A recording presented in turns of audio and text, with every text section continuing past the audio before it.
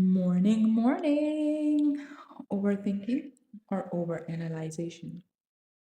Overthinking के अंदर इंसान किसी भी चीज़ को जितना सोचना होता है उसको और सोचता है और सोचता है और सोचता है, और क्योंकि उसके पास वो उसको बहुत ज़्यादा टाइम देता है सोचने में, तो उसके अंदर एक तो वो नेगेटिविटी बहुत सारी लेकर आना शुरू कर देता है। कहते हैं ना, आप ओवर थिंक कर रहे हैं, you are thinking too much. मतलब ये है कि जो अननेसेसरी चीज़ें हैं वो भी आप उसके अंदर इनकैप्सुलेट कर लेते हैं।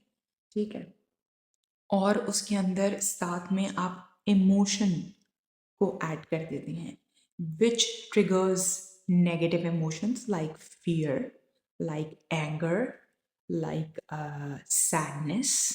ठीक है, like you start feeling anxious, you feel disgusted, you feel terrible, horrible, horrified, या फिर आपको बहुत सारे इस तरीके की जो फीलिंग्स होते हैं जो कि नेगेटिव हैं, जो कि मनवी हैं, वो आ जाता है ओवर थिंकिंग के अंदर।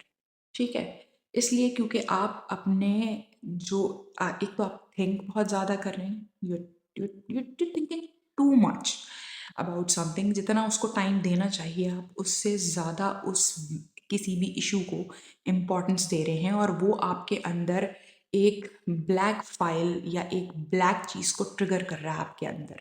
इसीलिए आपको अक्सर लोग कह देते होंगे, जब आप किसी बात के बारे में बहुत ज़्यादा बात कर रहे हैं और आप उसके अंदर बहुत नेगेटिव बातों को लेकर आ रहे हैं जो इतनी ज़्यादा नेसेसरी भी नहीं है, अननेसेसरी है, जो आपके मेंटल पीस को और आपके अंदर के जो सुकून है उसको छीन लेता है, उनको उसको ख़राब कर देता है, करप्ट हो जाती है आपके अंदर इंटरनल आपकी फाइल, आपकी तबीयत ख़राब होने लगती है, आपके सर में दर्द होने लगेगा, you start crying and you start having those kind of spells, और आप लोगों से बात करने लगेंगे उस चीज़ के बारे में, you talk a lot about it. या फिर आप अगर एक्सट्रोवर्ट नहीं हैं, अगर आप इंट्रोवर्ट हैं, तो आप अपने अंदर ही अपने आप को मानना शुरू कर देंगे। तो that is what is over thinking. अब हम आते हैं ओवर एनालाइजेशन की तरफ। Overanalyzing is when you are thinking about something and you are thinking about the different aspects and angles of the issue or any matter. उसके आप तमाम ज़ावियों के ऊपर गौर व फिक्र आप करते हैं, लेकिन आप इतना करते हैं कि आप एग्जॉस्ट हो जाते हैं। इसलिए क्योंकि उसके बाद आपकी एनर्जी हो जाती है बहुत लो, और फिर वो आपकी परफॉर्मेंस के ऊपर अफेक्ट करती है। If you are a smart person, you are going to break your over analysation and then each segment को लेके आप प्रॉपर स्टडी करके उसके बारे में आप कंक्लूजन्स आप अपने निकालते चले जाएं, और ताकि किसी भी मैटर, किसी भी सिचुएशन के बारे में एक उसका एक पूरा 360 डिग्री का एक जो है रिपोर्ट एनालिसिस आप तैयार कर सकें।